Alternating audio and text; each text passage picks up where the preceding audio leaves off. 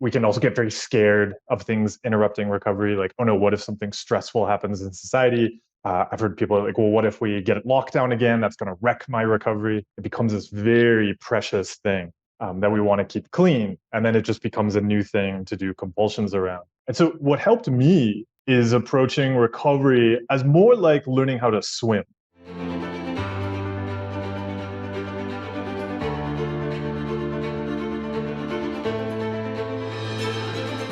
Welcome to YouTube Whisperer Show. Today with me, I have Mark Freeman. He is a YouTuber. He's got over 4 million views, and he helps people learn skills for building and sustaining great mental health and fitness. He's also an author of You're Not a Rock, and he offers mental fitness coaching. Welcome to the show, Mark.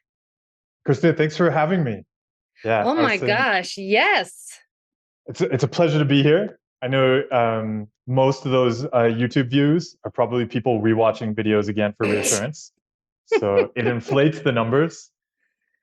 I know you say that. I don't know. I don't know if I fully believe that. I know sometimes we rewatch some things, sure, but that would be a lot of reassurance then. We're almost at peak reassurance. Soon somebody's going to have another, like, I've watched that 20 times. Okay. Just one more. Yeah, just one more, and then I'll have everything fixed. I'll have certainty.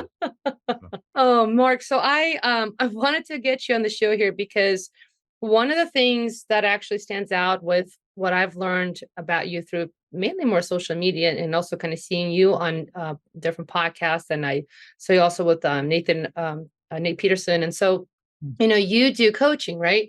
So it's a bit different, right? Versus like people who are, say they're specialists in OCD, et cetera. But you're also somebody who's, lives with OCD. You've gone through this experience, what it's like to, have the disorder, try to find help, try to put it all together. Like sometimes probably things work, then they don't. And, I will venture to say also that at least in the time that I've been around, treatments have progressed and things changed, right? For a long time, not a lot of things were as available. Like there's a lot more shows now, books, resources. So, But with all of that in mind, I really wanted to talk to you because I know that you've been living really what would say the life of recovery with OCD for a while. And so kind of getting into that topic, like right before we jumped on here, right, we were talking about also our current climate and kind of where we are today and all the differences and during COVID and post-COVID, and now kind of, wrapping our brains around all this. And I think this is such a big topic, but important one to have, like when people are envisioning recovery, especially with the current climate. And I know it's a big question, but, we'll break it down. But what would be kind of a place you'd want to start to just talk about, like, how can somebody wrap their brain even around what recovery is or what they can expect? So I, to even throw out the idea of recovery. So sometimes when questions about recovery come up on social media, on YouTube live streams and stuff like that, I have a very poorly drawn, very official looking certificate of being 110% fully recovered now. Give it to people, they can save it. And part of the reason for that is because we can end up chasing recovery almost like chasing a feeling of being clean. And that then we can also get very scared of things interrupting recovery. Like, oh no, what if something stressful happens in society? I've heard people like, well, what if we get locked down again? That's going to wreck my recovery. It becomes this very precious thing that we want to keep clean. And then it just becomes a new thing to do compulsions around. And so what helped me is approaching recovery as more like learning how to swim and even shifting the focus, where if somebody had an experience with drowning, they wouldn't then try to pursue recovery from drowning or be questioning, like, when am I going to be fully recovered from drowning? Or even, am I a person living in recovery from drowning? They'd probably go, okay, yeah, I had an experience of almost drowning. That sucked. And now I want to learn how to swim well. And so it really helped me to approach mental health like that. Like I would never, it never even occurs to me to think of myself as being in recovery from OCD or any of the other diagnoses I picked up. It's really been about looking at how do I kind of swim well in a world that's full of uncertainties. How do I swim well with any thought or feeling my brain can throw up? And because then it's about, just like if we wanted to be good at swimming, Like, I want to go and learn how to swim in choppy waters. I want to learn how to jump into the water when somebody else is struggling and not get pulled under. I'm excited to find new ways to be in the water rather than I want to avoid the water. I think sometimes we could approach recovery as, okay, I didn't have any bad experiences. But that could be like somebody saying, well, I cured drowning. I just don't go near the water anymore. And like, I've never had a bad experience in the water again. And so we wouldn't really see that as like a skill, but in a way we've avoided the problem. And so, I really approach, I'd say like great mental health as being more like learning how to swim. Yeah, I love And that. I love that. I think part of too what I'm hearing in there really is flexibility, right? Having that. mm, And I know with OCD, one of the tendencies or one of the ways the OCD brain works is we can get very rigid and really fixated yeah, versus, like actually, expand a little bit more and embrace the totality of life, which means things happen, right? Things, and we don't have a lot of control over a lot of things. So, right. So, how can you learn how to show up for the moment, whatever it is? mhm, That's kind of what I'm exactly. hearing you say. Yeah, you're gonna get pushed in the water again. There's gonna be water. There's gonna be places you want to go, and you see, oh no, that's across this, body of water. I want to be able to swim across it. Rather than us saying like, oh, there's this thing I want to do, but there's all this stressful stuff that could get in the way, so I'm just not going to do it because it would wreck my recovery. And then I would say, then that's not taking us kind of in that direction of building a skill. There, we're just kind of avoiding things. And then, the world around us can become very threatening because if we've got to avoid things to preserve the clean recovery, that really, I would say, sets us up for anxiety because we're always watching out for some bad thing that's going to happen. And inevitably, those bad things are going to happen because Yeah. that's Yeah. that's how things work.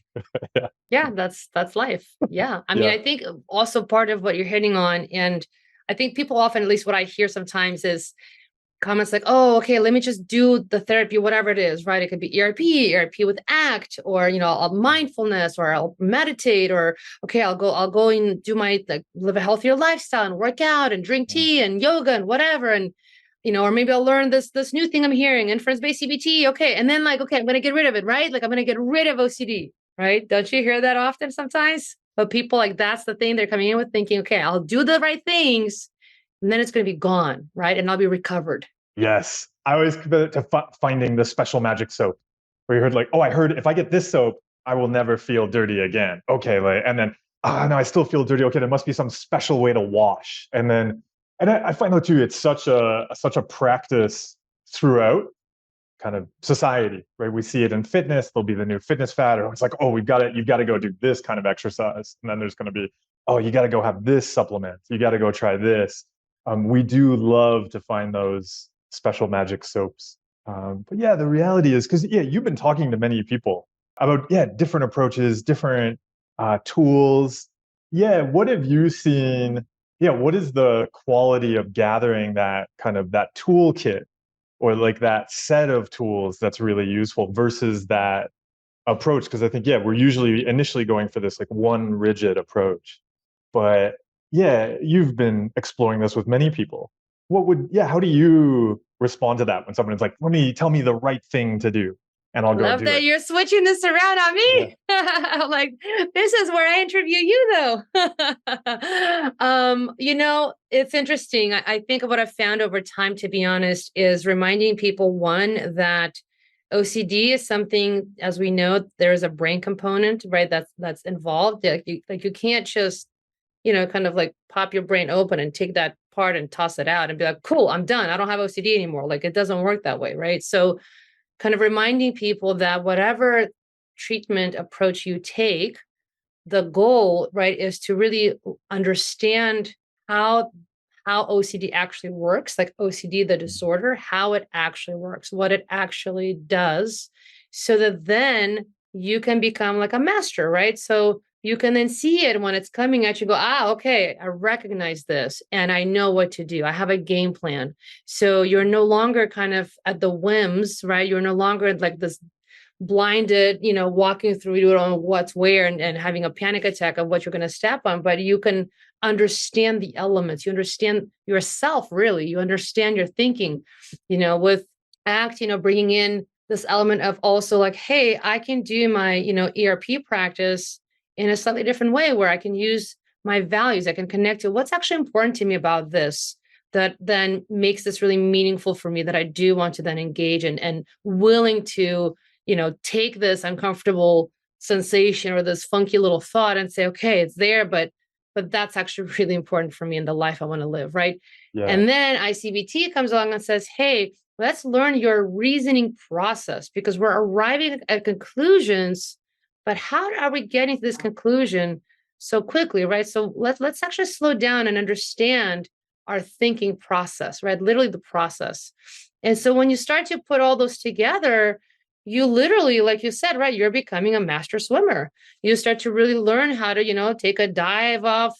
Like I, for example, cannot dive off a board or anything. I get totally freaked out Yeah. and I suck at it. But guess what? I bet you if I kept practicing and doing it, I get good at it, right? Like I'd be horrible for the first probably 30, 40 times, but by 100th time, I'm pretty sure I'd probably be somewhat all right, right?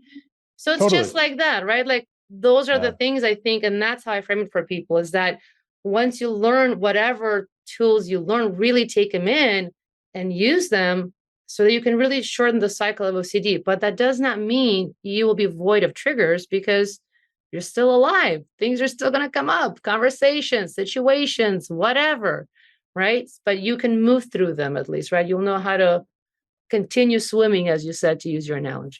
Yeah, that's like putting together those pieces that are going to help us go somewhere. Yeah, it's just so useful. Like I found that so helpful. Like you were describing there, when you're doing, say, an ERP exercise or something like that, knowing that thing that you're going to continue towards, so that, yeah, I can say in that moment, okay, I'm going to have this really excruciating feeling, or I'm really going to believe that something terrible is about to happen. But I'm going to give my time and energy to this thing that I really care about. And I'm, yeah, kind of willing to risk that to do that thing that matters to me. Yeah, is so useful. But then, yeah, if we were just, what I see a lot of people are just like going after a fear and just like sitting there, being like, I'm just facing my fear every day. When's it going to go away? Like, well, like, I don't know, like maybe we don't have to spend so much time just facing that fear today. Yeah, we can go, yeah, also do some things you really care about. Yeah, that flexibility of like putting those Yeah, pieces. when you just Oh, said that totally. actually, can I ask you a question? Because I think a lot Mhm. of people have this, which is, when like people talk about, sitting with my fear or sitting with the anxiety, Yeah. I think there's this notion of, I'm going to literally sit. And sometimes maybe, right, maybe you are going to just actually literally practice sitting and really taking a breath and like, okay, where does this feel in my body? What does it feel like? And actually allow yourself to be with this experience because guess what, we all have uncomfortable experiences in life. Life is not void of those, right? Mhm. So let's see what it's like to not fix it. But it's also true, we don't have to always and forever indefinitely just sit there literally with this thing, right? So can you tell us a little bit about that? I think so. I think we do, like you mentioned, there are opportunities to actually sit with a fear. And even just for a lot of people, just putting down their phone for a moment while they're sitting might be terrifying. Like, I'm not actually going to get rid of this bored feeling right now, or I'm not going to try to cover up something or do something or be productive. That it can be terrifying. Yeah, a fantastic exercise to just go and sit. It's an extreme sport. But then, yeah, at other times, I found we do this thing, and it's one of the reasons I also find it helpful to, make mental health work about something like where we want to go. It's because if we say, okay, I'm going to fix drowning, I'm going to defeat this enemy, and then we just spend all of our time doing everything around it. And it is like we grab this thing, like I'm going to sit with this until it goes away. Why isn't it going away? I'm focusing all my time and energy on it. Why is it still here? But yeah, because we're really putting it at the center. So it helped me to start to shift the focus to something, to things I want to keep rather than on the things I want to get rid of. But the reality is, on the path to doing those things I want to keep in my life, I am going to experience all sorts of feelings that are uncomfortable. Then seeing that they can just come with me. That, okay, if they want to be here right now, well, I do something at my computer, yeah, they can sit here with me. But if I, yeah, want to, share something with somebody, I'm going to share that, and they can be here. And that, because I think a fear that often comes up, people ask if, oh, but if I'm just doing a thing I care about, am I suppressing the thought, or am I ignoring it? Because there's that fear again. Oh, if I ignore it, well, I'm going to mess up recovery, and it's going to come back, and so on. But I find that's always a trick, that kind of that enemy as we're walking away from the brain. It's like, no, no, no, you have to come back here. If you walk away from me, it's because the thoughts are true, or bad things are going to happen to you, and then we like run back to have that conversation with it. But actually risking it, sometimes that is the feeling we sit with, that fear of like, oh no, what if I'm doing recovery wrong? Say, okay, maybe you are, but like, let's go and do something you enjoy while you do recovery wrong, and we can have that. So yeah, that's what I find. Yeah, whatever it's, knowing what those things are that are most important to us, that we want to keep, because then we can see how to really sit with it, I find.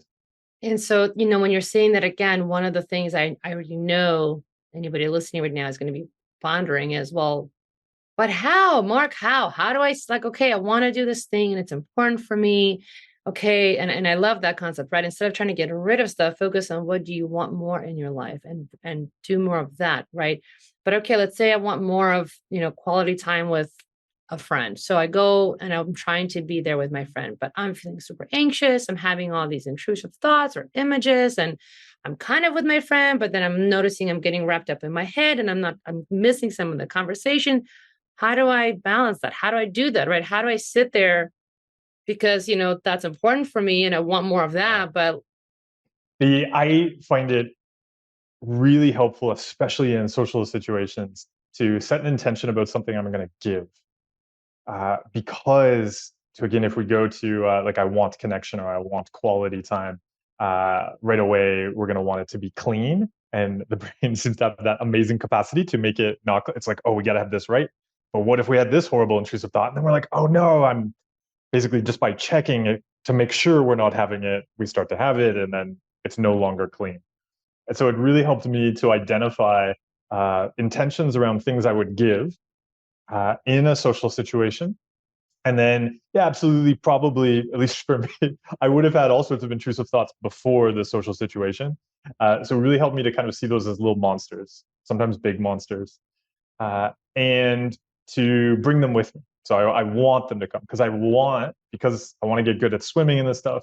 I want to get good at having conversations with people in choppy water while having angry monsters and intrusive thoughts. And that's what I'm going there to practice. And the only way I'm going to measure success there is, did I give that thing I wanted to give? And so it might be giving my attention. And so it's great, actually, if I get distracted, because I can celebrate that I noticed that. And then in the next moment, because I'm only there to give my attention, and right now I'm not, I can choose to give my attention back to my friend. Choosing to do that, that was the goal. So I'm being successful. So I find in those social situations, that's what I like to do. And then outside of it, I like to look at, so those monsters, those intrusive thoughts, like, what am I afraid there? And then where in my life have I been trying to control that? Because quite often, and I know this is very much the case for me, I had all sorts of fears around social anxieties and not wanting to be judged. So I would, spend my day like rereading emails, rewriting them, checking things, checking to make eye contact, basically spending all day teaching my brain, it's really bad if people judge us. We've got to make sure people don't judge us. I had all sorts of compulsions on my body, all sorts of compulsions around food that were about not being judged. And then I would go into a social situation. I've been teaching my brain all day through all these kind of normal activities that we should control what other people think. So it's really natural. I'm going to want to keep doing that in that situation. So yeah, in that situation, I'm going to practice bringing it back to my intention. But what's going to be really helpful is that I start to cut out all of that compulsion practice during the day. That's basically teaching my brain, like, we must have perfect social interactions.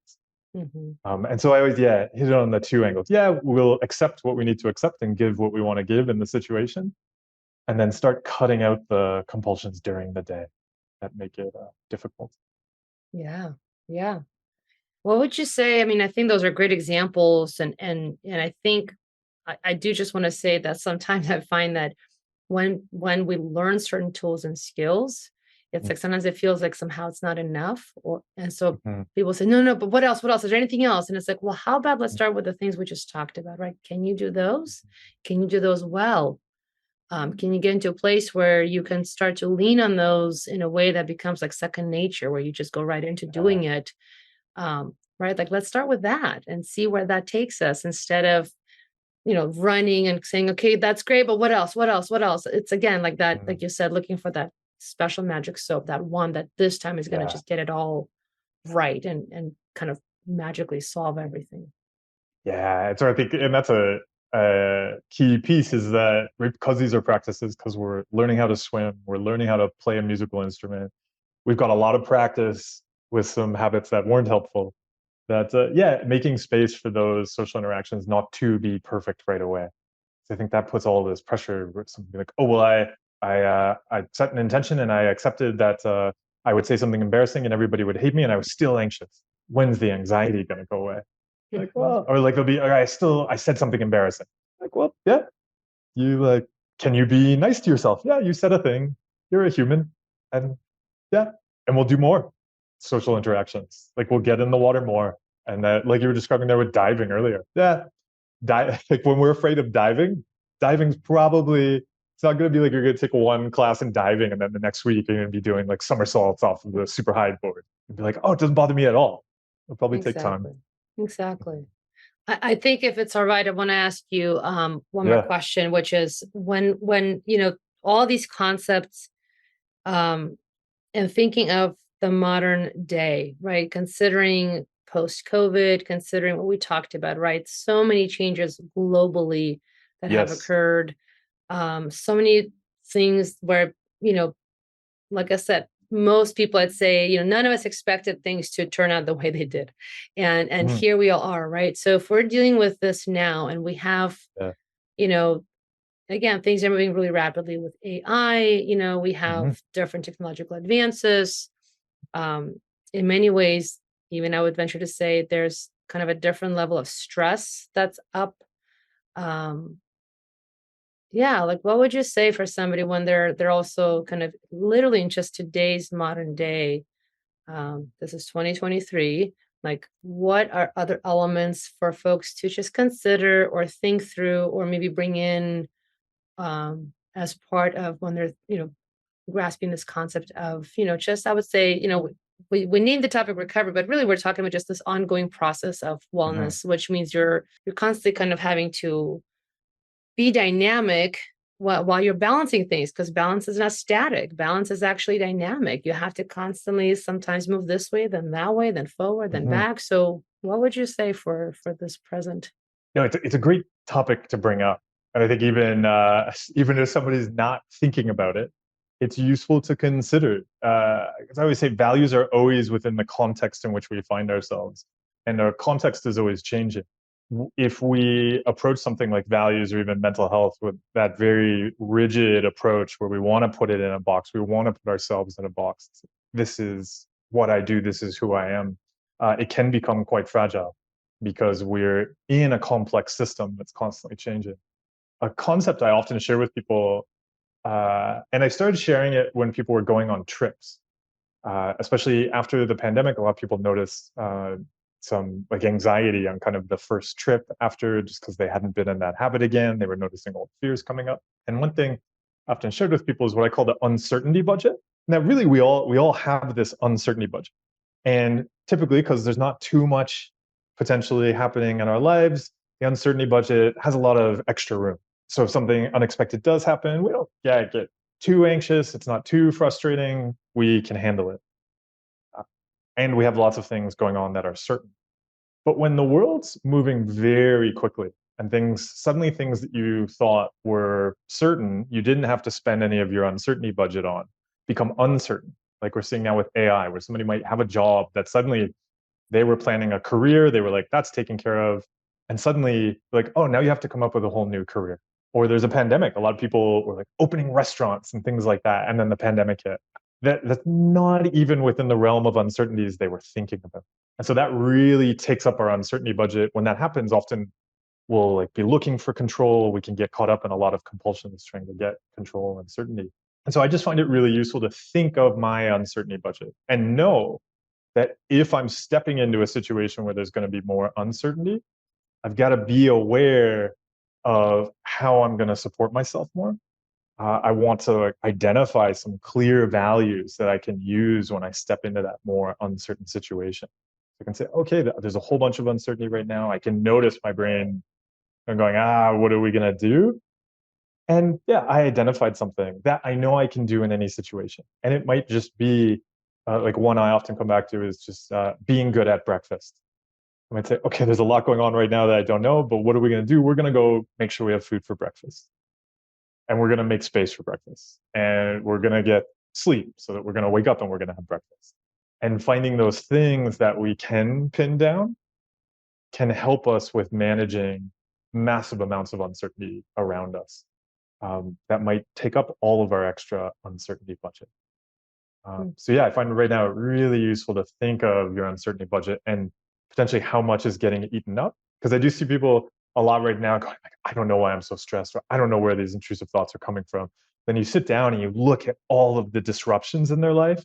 You're like, wow, there is so much in your life right now you don't control. Doesn't it kind of make sense? The brain's like, let's just do some compulsions. Like, I just want to get some control right now. And then yeah, some of that can make a lot of sense. It can be really understandable. So yeah, everybody take care of your uncertainty budget. You don't have uncertainty credit cards. You can't go over budget. I love it. That's actually a really cool little way of thinking about it. I first of all just really want to thank you for coming on and having this topic. I know it's a big one, but I loved the analogies, the stories, the way that you've kind of framed things. And I'm pretty confident anybody listening is definitely going to get a lot out of today. So thank you so much for being on the show. And if somebody wants to find you, how can they find you? Yeah, if somebody wants to find me, one of the best areas is Instagram. So my profile is Mark W. Freeman. And then on YouTube, it's youtube.com/everybody has a brain. I love it. Awesome. I will include that in the show notes. Thank you, Mark. Christina, thank you so much. Thanks for making space for this conversation. For sure.